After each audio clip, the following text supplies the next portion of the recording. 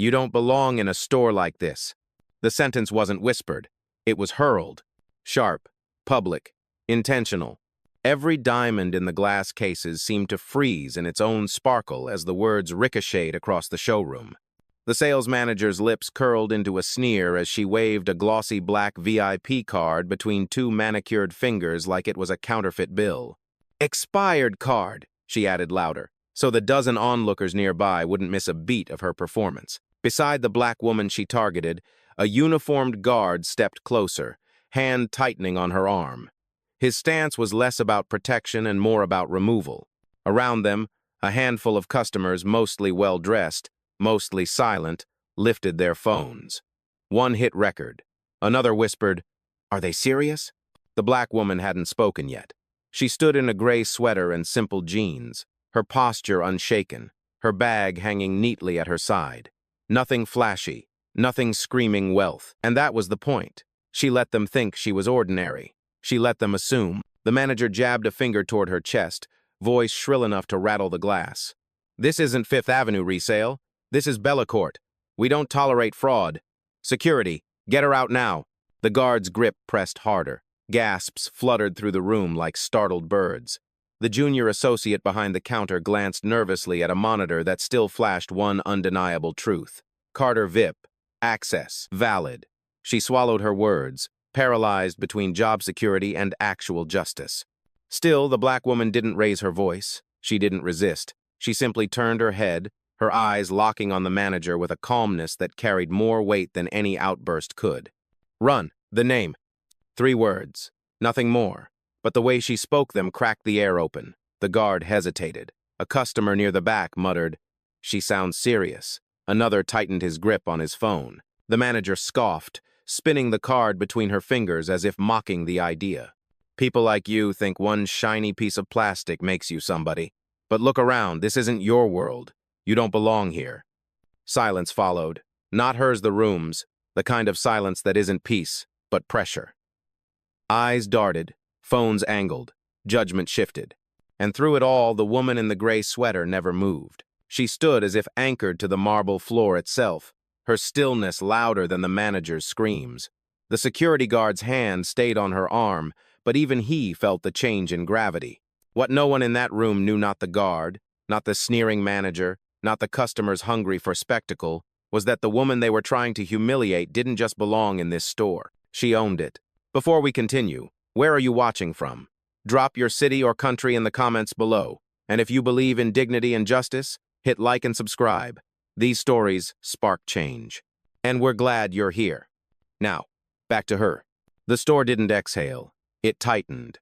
The manager slammed the black VIP card against the counter, letting it clatter like broken glass. Fake. Expired. Worthless. She dragged out each word, savoring the echo, making sure every customer in earshot knew the verdict she had already decided. The guard's hand pressed firmer on the woman's arm. Not rough, not violent yet, but enough to send a message. "You're being handled." A mother near the display of engagement rings shook her head, pulling her daughter a little closer. A man in a tailored navy suit whispered under his breath, "This doesn't feel right," before angling his phone higher. The red circle of record glowed quietly in the reflection of the glass. The junior associate behind the register shifted from foot to foot. She glanced again at the monitor. The name still glowed there. Carter VIP Access. Valid. Her lips parted, ready to speak, but the manager's glare sliced across the room and locked her in silence. The black woman remained still, her sweater uncreased, her posture upright. Calm wasn't a mask. It was a weapon. She didn't yank her arm away. She didn't plead. She simply stood, anchored, immovable as the storm swirled tighter. The manager leaned closer, her perfume sharp, her words sharper. "You think silence makes you powerful? It makes you look guilty." She tossed the card onto the counter like trash, letting it skid to the edge. "Ladies and gentlemen," she announced theatrically, "this is how scammers dress themselves up. Cheap clothes, stolen cards, big attitude. They think we'll fall for it." Phone is tilted higher. A low murmur rippled. One customer muttered, "She hasn't said a word. She doesn't look like a scammer." Another whispered, "Or maybe she's just patient." The guard finally spoke, voice low, almost apologetic. "Ma'am, let's just step outside." His grip tightened, not cruel, but final. That's when the woman lifted her head, eyes steady, voice even. Touch me again, and you'll regret it. No risa in volume. No trembling. Just steal. The guard froze, hand still hovering, suddenly unsure. He looked to the manager for direction. The manager's smirk widened, mistaking hesitation for weakness. Escort her, now. The junior associate's voice cracked, barely audible. Her name's valid in the system. The words landed like sparks in dry grass. Customers turned. Phones caught the moment. The manager whipped around. What did you say? The associate's courage faltered, her eyes darting to the floor. Silence again. The manager barked a laugh. Exactly. Nothing, because there is nothing here. Just a woman who doesn't belong. The black woman's gaze never wavered. She didn't reach for the card. She didn't argue. She let the accusations pile high, one insult stacked on another, like kindling waiting for fire. And the room crowded, glittering. Silent witnesses could feel it coming. The fire was near. The break came sharp and public. The manager snatched the VIP card off the counter and raised it high like evidence in a trial. Her voice cracked through the store louder than the hum of the display lights. Expired, fake, worthless. This is what fraud looks like. The words weren't just for the woman, they were for the audience. Every shopper, every phone lens, every bystander now dragged into her performance. Gasps flickered across the room. One man near the watch display whispered, "She's humiliating her." Another tightened his grip on his phone, the red dot recording steady, hungry. The guard shifted uneasily but kept his hand close, ready to move her toward the exit. His jaw worked, like even he wasn't sure where the line between duty and cruelty had blurred. The woman in gray still hadn't moved. She stood like stone in the middle of the marble floor, her calmness pressed against the noise like a wall no insult could crack. The manager circled her like a predator circling prey. She waved the card, sneering. See this? A cheap trick. People like you think you can sneak into spaces you don't deserve. Bellecourt is not for your kind. That sentence hit harder than the card slam. It split the air. The crowd stiffened. The mother with her daughter clutched her child's hand tighter. The man in the navy suit hissed under his breath. She did not just say that. Phones multiplied. Screens glowed from every angle now. The junior associate took a step forward, voice trembling.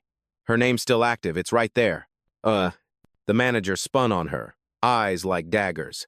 Do you want to lose your job? The young woman froze, swallowed, stepped back. Silence reclaimed her. The black woman finally shifted just slightly enough to lift her chin. Her voice landed with the weight of something unshakable. Run! The name! The crowd leaned in. The manager laughed. It wasn't humor, it was arrogance. A bark meant to hide fear. What name? A forged entry in a database? No one here believes you. She tossed the card again, letting it skid across the counter toward the edge like trash ready to fall. The guard reached down, scooped it up, glanced at the woman, then at the manager. He opened his mouth, closed it. Still silence. The manager stepped even closer, her perfume cutting the air, her words cutting deeper. You want respect? You dress like that, you walk in here with nothing, and you expect us to bow? Number, you don't belong. The crowd rippled with discomfort. Someone whispered, "She hasn't done anything." Another muttered, "This is ugly." The black woman didn't flinch, didn't fight.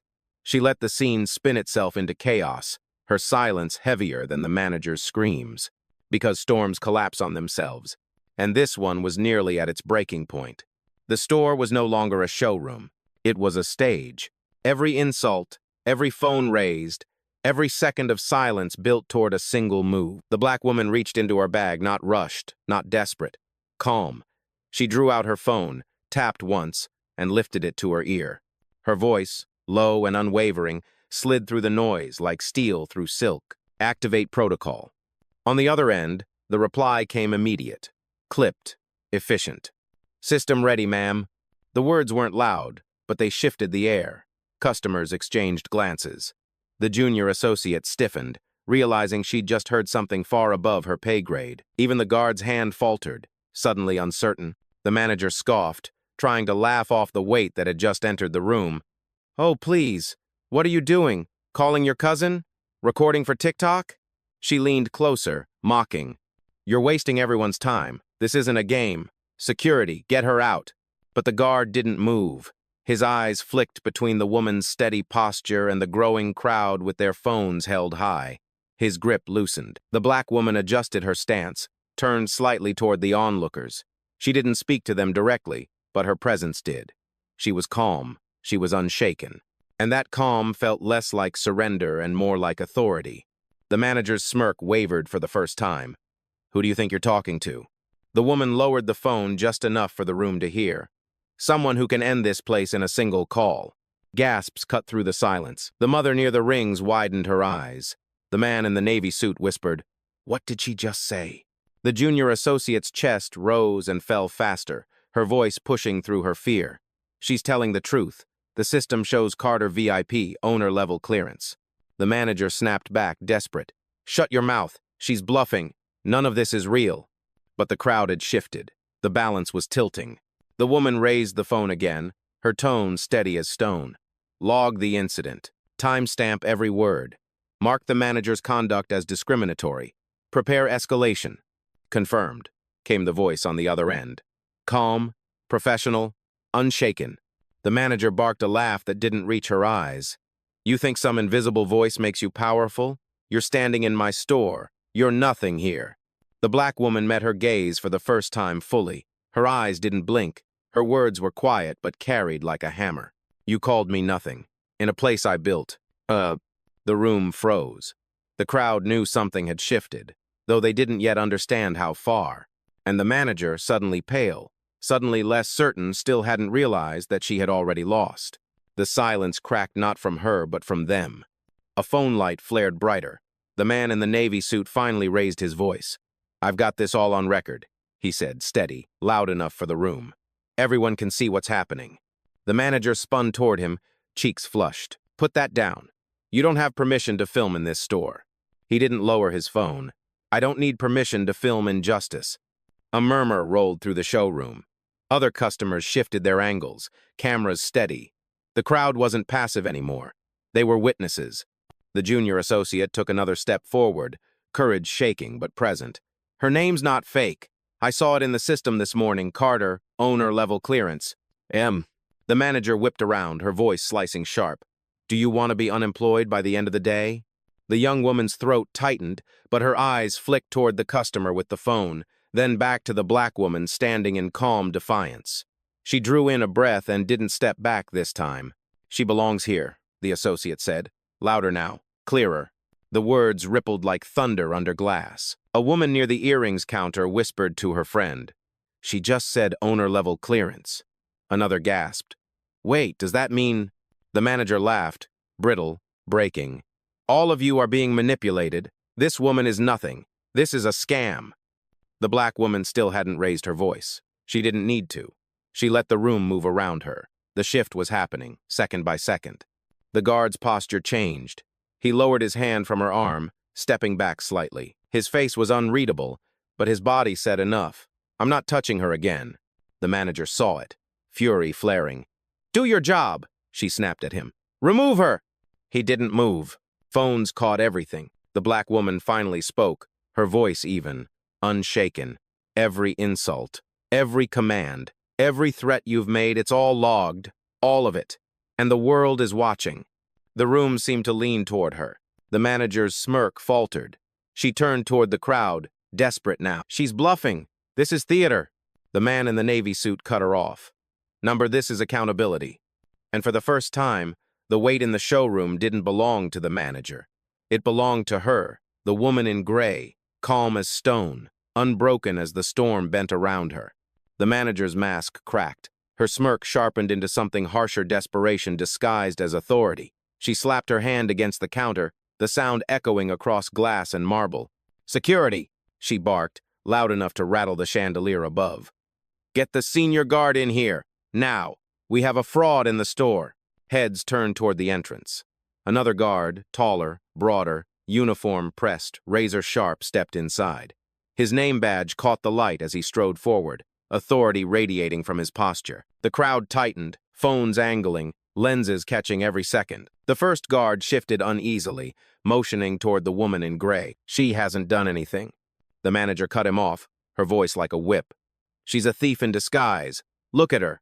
No jewelry. No style, no class, and she dares to flash a VIP card? Pathetic. Gasps rippled through the customers. One woman whispered, "Did she really just say that?" Another murmured, "This is too much." The senior guard approached, his expression hard, his hands ready. "Ma'am," he said to the black woman, "I'll need you to come with me." The junior associate stepped forward again, trembling but louder this time. "Her name is valid in the system. I saw it." The manager whirled on her, venom dripping. "Shut your mouth. You're done here." But the words landed flat. The room wasn't with her anymore. The room was watching, recording, waiting. The black woman finally lifted her phone again, her voice calm, deliberate. "Escalate the log. Include both guards' names. Record every insult spoken in the last 5 minutes." Ugh. The assistant's voice on the other end was steady, efficient. "Confirmed, ma'am. Escalation in progress." The senior guard hesitated. His hand hovered close to her arm, but he didn't touch. Something in her tone, something in the sudden weight of the room, made him pause. The manager, seeing hesitation, snapped louder. "She's nothing. Do you hear me? Nothing. This store doesn't serve her kind." The words cracked through the air like glass shattering. Customers flinched. One man lowered his phone just long enough to mutter, "That's it. She's finished." The black woman turned, slow and steady, meeting the manager's glare with eyes that didn't blink. Her voice carried quiet steel. "You just destroyed yourself. Not me." And for the first time, the manager looked afraid. The breaking point came like a slap. The manager lunged across the counter, snatched the black VIP card from the senior guard's hand, and waved it like a banner. "Fraud!" she shouted, her voice slicing the room. Then, with deliberate cruelty, she bent the card until it snapped in two. The pieces clattered against the glass like shattered dignity. Gasps erupted. Phones shook in stunned hands. One customer hissed, "Did she just break her card?" Another whispered, "That's theft." The black woman didn't move, her sweater still, her eyes steady, her silence louder than the manager's theatrics. The manager wasn't done. She picked up the broken halves and hurled them toward the woman, hitting her chest with a plastic thud. "Get out of my store," she spat. "People like you don't belong here. You never will." The crowd recoiled. The junior associate covered her mouth, trembling, whispering, "This is wrong." The senior guard stepped closer, uncertain, his voice lower now. "Ma'am, maybe we should—" "Call the police," the manager barked, cutting him off. "Now. She's trespassing. She's trying to steal. I want her arrested." The junior associate's voice cracked, louder this time. "She hasn't stolen anything. She has a valid reservation in the system." The manager spun, venom dripping. "Liar. You're siding with a criminal." She grabbed the landline phone from the counter, stabbing at the keypad. "This is Bellacourt Jewelers. We have a black female suspect attempting fraud. High-value card. Possible theft. Send units immediately." Every word was deliberate. Every word was poison. The man in the navy suit shouted from the back, "You just made a false report." The mother near the rings pulled her daughter closer, whispering, "This is dangerous. They're escalating it." The black woman finally spoke, her voice low but clear enough for every microphone in every phone to catch. "You just committed perjury. On record. In public." The manager slammed the phone down, satisfied. "You think your little threats matter? The police will handle you." And the senior guard shifted uneasily. His hand hovered but didn't reach. The junior associate's face was pale, her body trembling, but her voice pushed through. "You can't arrest someone for existing." The room held its breath. The manager sneered, her words venom. "Watch me." She reached for the woman's arm again, but this time the guard's hand stopped hers mid-air. The crowd gasped. The black woman didn't flinch. She didn't blink. She simply lifted her phone again, her tone calm, decisive. "Escalate to corporate now. Full compliance audit." And the storm that had been circling was about to strike back. The air in the store shifted. No longer outrage alone, something heavier now, like gravity had tilted. The black woman lifted her phone higher, her voice still calm, still level. "Confirm escalation. Begin compliance audit. Record the manager's false report. Flag discriminatory language." "Oh." The assistant's reply came crisp, professional, and loud enough for the closest customers to hear. "Confirmed, ma'am. Audit in progress. Corporate board notified. Timestamp locked." Gasps rippled across the showroom. The man in the navy suit muttered, She just said corporate board, another customer whispered. Wait, who even gets that kind of response? The manager's smirk faltered, but she forced a laugh. Nice act. You think some voice on a phone makes you powerful? You're just a scammer pretending to be important. The junior associate shook her head, courage rising. She's not pretending. I've seen the system. Her name Carter is in there. Owner-level clearance. Phones angled closer. The crowd leaned in, eyes darting between the associate's trembling stance and the woman's unshaken calm. The manager barked back, desperate now. You're lying. You're covering for her. The associate didn't retreat. Number, I'm telling the truth. The senior guard lowered his arms, stepping back a fraction. His eyes, once hard, now flickered with doubt. He looked at the manager, then at the woman, then at the cluster of customers with their phones trained like spotlights. The black woman finally lowered her phone, her voice carrying across the marble and glass like a verdict. You accused me of theft. You broke my card. You called the police. Every second has been recorded, not just on these phones, she gestured around, but in the system that owns this place. The crowd murmured louder now. A woman near the earring display whispered, She said owns this place. The manager's face drained of color. Her words stumbled. You're bluffing. The woman stepped forward at last, only a single pace, but it shifted the entire room. She didn't raise her tone. She didn't need to. Bluffing doesn't trigger corporate audits. Bluffing doesn't pull your employee record. And bluffing doesn't end your career in real time. The assistant's voice came through the line again, sharp, efficient. Ma'am, escalation is logged. 3 prior complaints tied to this manager, all dismissed. Language flagged as discriminatory. Audit is live. The crowd erupted with whispers, gasps, shock. The man in the navy suit raised his phone higher. This is going viral, he muttered. The manager's hands shook, but she tried to claw back authority. None of this matters. She's a fraud. The police are on their way. The black woman tilted her head, eyes steady.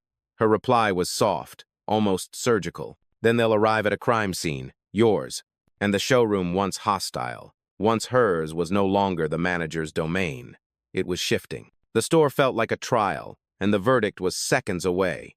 The black woman lowered her phone, no tremor in her hand, no rise in her voice. She simply lifted her gaze, locking eyes with the manager who now trembled beneath the weight of her own performance. You've called me a thief, a fraud, nothing. You broke my card. You made a false police report, and you humiliated me in front of every witness in this room.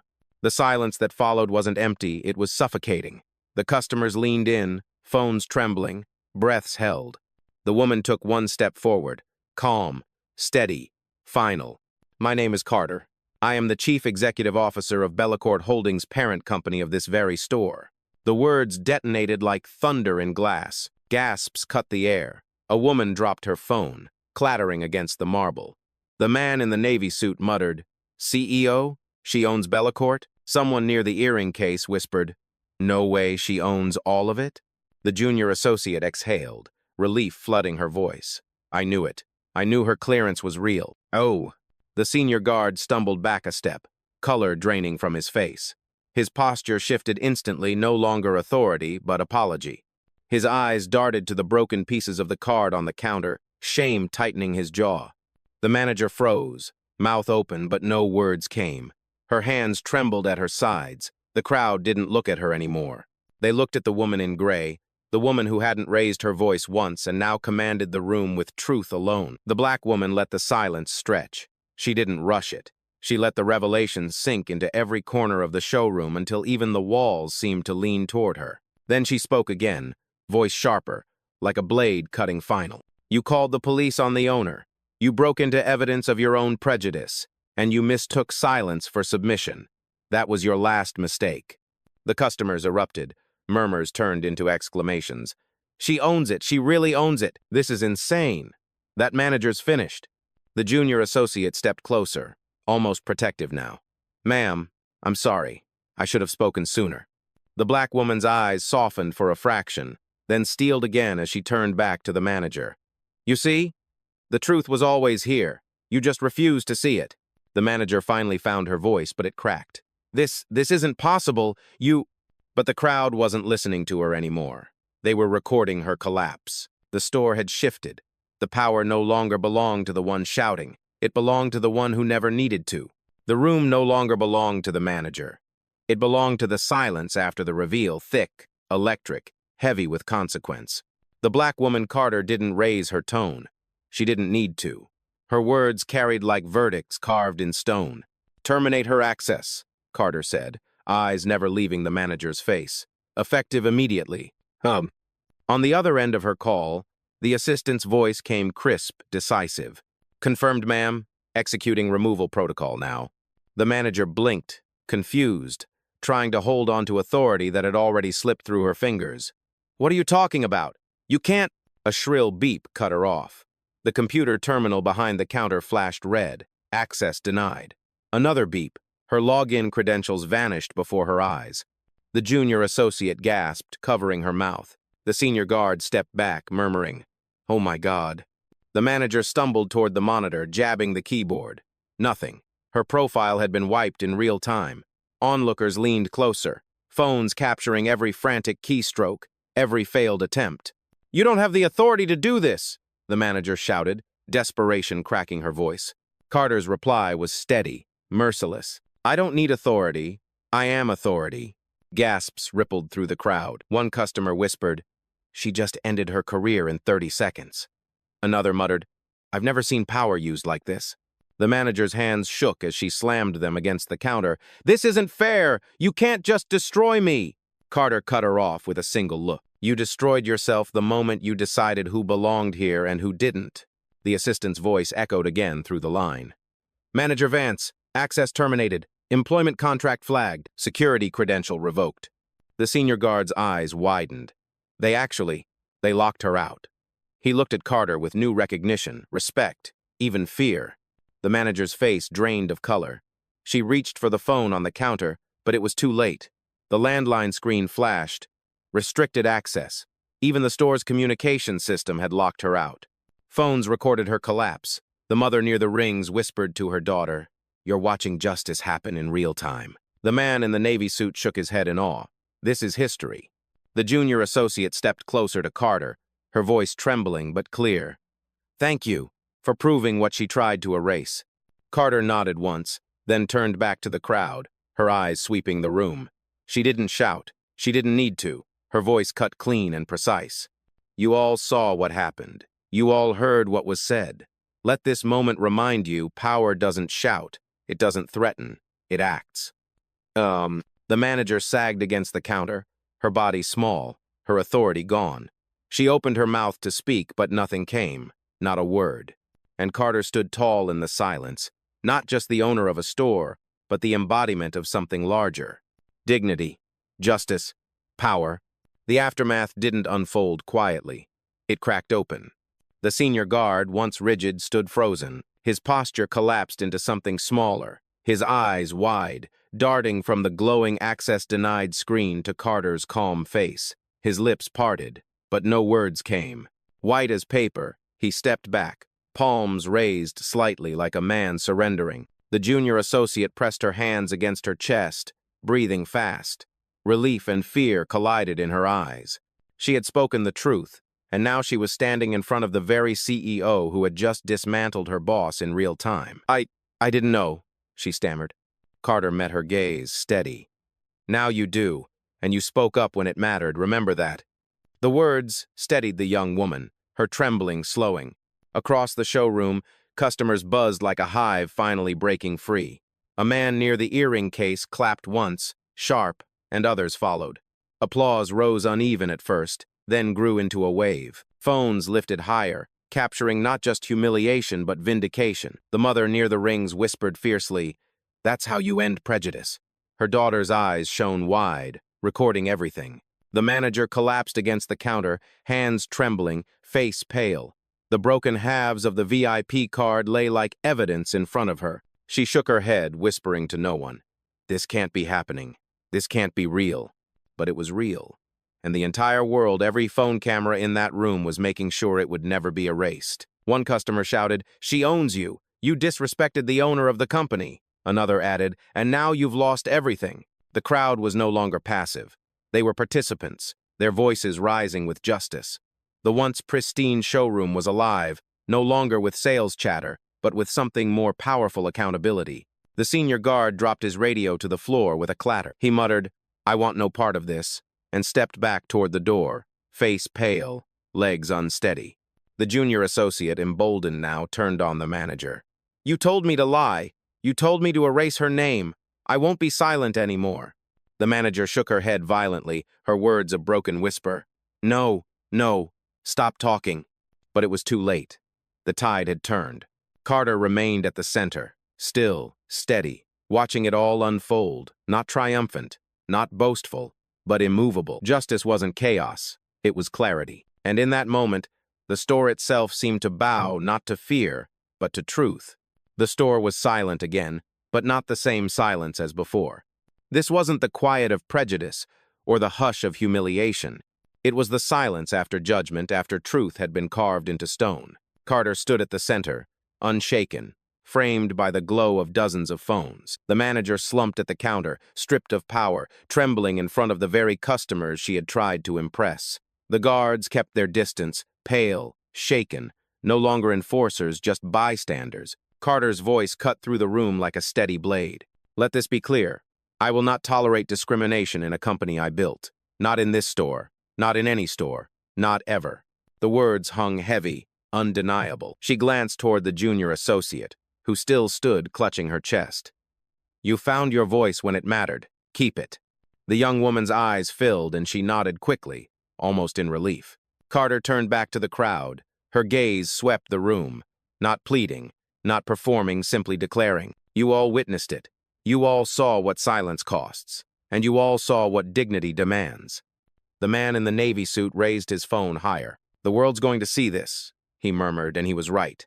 Clips had already left the building, already climbing into feeds and timelines. Carter took one last step forward, the weight of her presence undeniable. "You called me a fraud in a store I own. You mistook quiet for weakness. You thought respect was yours to give or take. But respect isn't granted by uniform, or title, or arrogance. It's written in truth."